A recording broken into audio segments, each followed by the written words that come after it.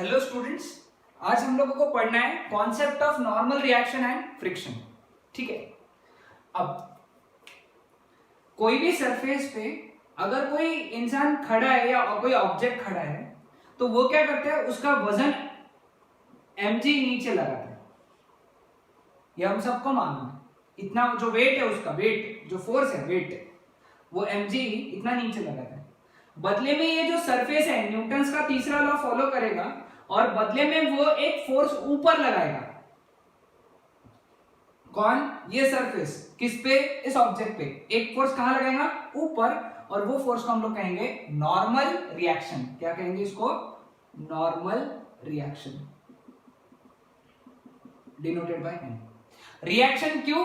क्योंकि ये एक्शन था, इसके बदले में मिला, इसलिए रिएक्शन। नॉर्मल क्यों? क्योंकि सरफेस को हमेशा ये फोर्स कैसा रहेगा? परपेंडिकुलर। कैसा रहेगा? परपेंडिकुलर। तो नॉर्मल रिएक्शन समझा? ओके।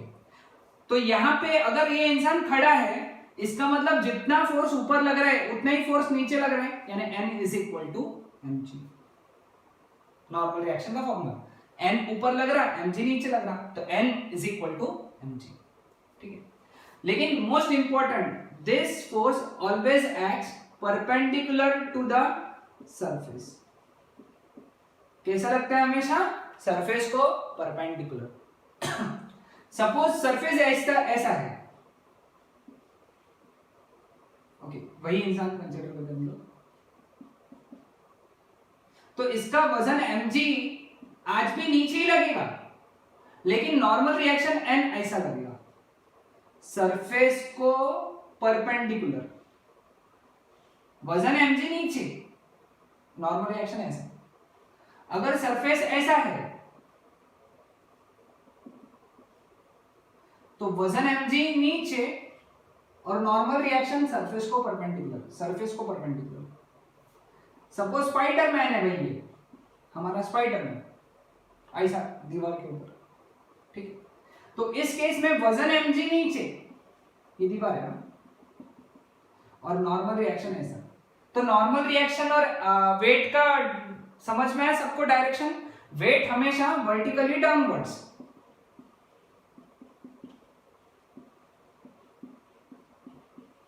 लेकिन नॉर्मल रिएक्शन हमेशा perpendicular to the surface. Okay. हाँ, ये वाला टॉपिक जो है ये बोर्ड्स के सिलेबस में नहीं है, 12th बोर्ड्स के सिलेबस में नहीं है, लेकिन ये अगले जो पार्ट है, अगला पार्ट जो मैं पढ़ाऊंगा उसमें काम में आएगा, इसलिए मैं पढ़ा रहा हूं। सो इसको एक्स्ट्रा में लिखना है, पॉइंट्स टू रिमेंबर में लिखना है। ओके। तो नॉर्मल रिएक्शन का डायरेक्शन देख लो, ये नॉर्मल रिएक्शन के बारे में लिख लो कि ये कैसा होता है, परपेंडिकुलर टू सरफेस, और वेट जो होता है it is always vertically downwards. ठीक है। तो कंसेप्ट ऑफ नॉर्मल रिएक्शन हो गया। अब कंसेप्ट ऑफ फ्रिक्शन पढ़ेंगे हम लोग। ओके। फ्रिक्शन क्या होता है? Friction is opposing force.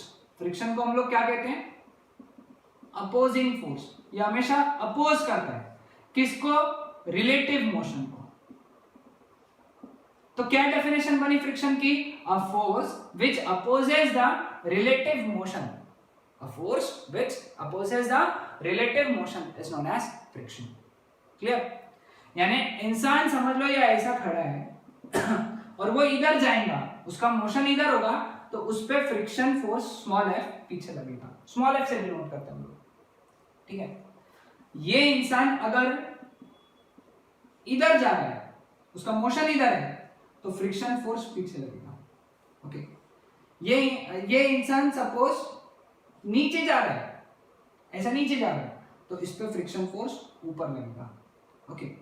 अब यही इंसान अगर ऊपर जा रहा है तो फ्रिक्शन फोर्स पीछे लगेगा, यानी मोशन के अपोजिट लगाना है, बस इतना ध्यान में रखो। ठीक है। अब लॉ ऑफ फ्रिक्शन क्या है? Law of friction, law of friction यानी फ्रिक्शन फोर्स कितना लगेगा? Friction force is directly proportional to normal reaction. Friction force is always directly proportional to normal reaction. ये याद रखना है, इसको नोट डाउन करके रख लो। लॉ ऑफ फ्रिक्शन यानी force, frictional force is directly proportional to normal reaction. जब जब भी प्रोपोर्शनलिटी साइन हटता है तो क्या आता है? कांस्टेंट आता है। That constant is known as mu S. Mu S ये कांस्टेंट है। और ये कांस्टेंट को हम लोग क्या कहेंगे, कोएफिशिएंट ऑफ फ्रिक्शन। क्या कहेंगे, कोएफिशिएंट ऑफ फ्रिक्शन। ओके, अब ये जो कांस्टेंट है ये सरफेस और ऑब्जेक्ट इसके लिए कांस्टेंट रहेगा, मतलब ये कांस्टेंट रहेगा सरफेस के लिए, इसका वैल्यू फिक्स होता है, ठीक है। लेकिन जैसा सरफेस बदल गया, सरफेस अगर चेंज हो गया तो म्यू एस भी चेंज हो जाएगा, ठीक है। अब एक इंपॉर्टेंट बात इसमें, अगर सरफेस रफ है, ये भी नोट डाउन करके रखना, तो उसका म्यू एस ज्यादा रहेगा, और अगर म्यू एस ज्यादा है तो फ्रिक्शन फोर्स भी ज्यादा रहेगा।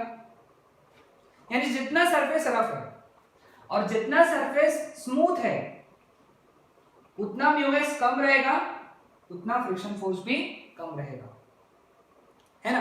यानी घर की जो टाइल्स होती है उस पे फ्रिक्शन फोर्स कैसा रहेगा, कम रहेगा, क्योंकि घर की टाइल्स स्मूथ होती है, मतलब म्यू एस कम है, म्यू एस कम है तो फ्रिक्शन भी कम है। लेकिन जो रोड है, खास करके इंडिया के रोड्स, है ना, कैसे पूरे रफ है, एकदम रफ है कि नहीं, कुछ कुछ तो बहुत ही ज्यादा रफ है।